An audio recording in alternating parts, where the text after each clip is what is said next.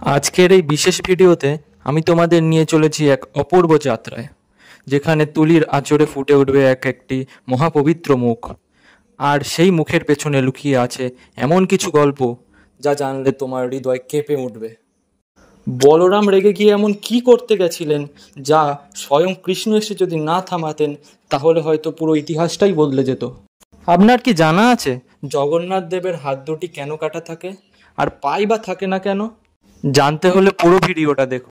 আজকে আমরা জগন্নাথ, বলরাম আর সুভদ্রার ছবি আঁকবো, আর তার সাথে সাথেই জেনে নেব সেই রহস্যময় ইতিহাসগুলি যা অনেক মানুষেরই জানা নেই। চলো শুরু করি বলরাম থেকে। বলরাম জগন্নাথের ভাই, শান্ত, ধীর, বলশালী। তার গায়ে আমরা যে সাদা রংটা দেখতে পাই সেটা হচ্ছে শুদ্ধতা, সত্য ও ধর্মের পথ ও শান্তি ও সংযম থাকার প্রতীক। কিন্তু জানো কি, একদিন ঠিক এই বলরাম রেগে গিয়ে চিরতরে ত্যাগ করেছিলেন জগন্নাথ ও সুভদ্রাকে। সেই সময় দ্বারকায় রাজনীতি উত্তপ্ত, কৃষ্ণ ব্যস্ত কুরুক্ষেত্র যুদ্ধ নিয়ে। বলরাম কিছুতেই চাইছিলেন না তার ভাই এমন ধ্বংসে নামেন। এমন অবস্থায় বলরাম এমন রেগে যান যেখানে মনে করেছিলেন নিজের হাতে ধ্বংস করবেন কুরু বংশ। যদি কৃষ্ণ তাকে না থামাতেন তাহলে ইতিহাসটাই হয়তো বদলে যেত। এরপরেই আমরা বলবো সুভদ্রার কথা। সুভদ্রা জগন্নাথ আর বলরামের আদরের বোন। কিন্তু জানেন কি, তিনিও জীবনে এমন একটা সিদ্ধান্ত নিয়েছিলেন যার জন্য তাকে ঘর ছাড়তে হয়েছিল।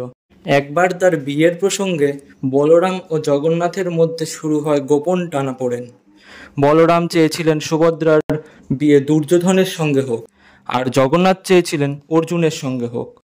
অবশেষে সুভদ্রা নিজেই পালিয়ে যান অর্জুনের সঙ্গে। এবার আমরা আসব জগন্নাথের কথায়। হ্যাঁ, জগন্নাথ। সত্যি করে বলো তো, তাকে দেখে কি কখনো মনে হয়েছে তিনি অন্য দেবতার মতো? হাত নেই, পা নেই, চোখ বিশাল, যেন কিছু বলতে চাইছেন কিন্তু আমরা শুনতে পাচ্ছি না। একটা গল্প শোনো যেটা খুব কম মানুষ জানে। বিশ্বকর্মা স্বয়ং একবার এসে বলেছিলেন যে তিনি ভগবানের মূর্তি তৈরি করবেন, কিন্তু সে একটা শর্ত দিয়েছিল যে কেউ একবারও দেখতে পারবে না তাকে কাজ করতে।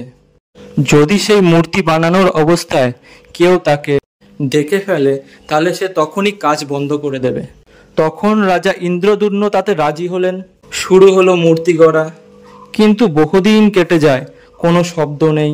সবার মনে সন্দেহ, কাজ কি হচ্ছে নাকি বন্ধ হয়ে গেছে। অবশেষে রাজা তার ধৈর্য ধরতে পারেন না এবং দরজা খুলে ফেলেন। আর তখনই বিশ্বকর্মার অন্তর্ধান, আর মূর্তিগুলো থেকে যায় অসম্পূর্ণ অবস্থায়। হাত নেই, পা নেই। কিন্তু প্রশ্ন হচ্ছে, তা কি সত্যি অসম্পূর্ণ, নাকি ওই অবস্থাই আসলে পরিপূর্ণতা?